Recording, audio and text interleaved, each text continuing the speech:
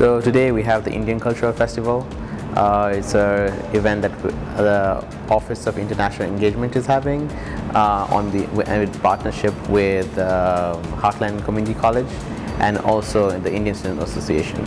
These events like Hina, putting the tattoo on the hand. There's chaats. Chaat is a special kind of food.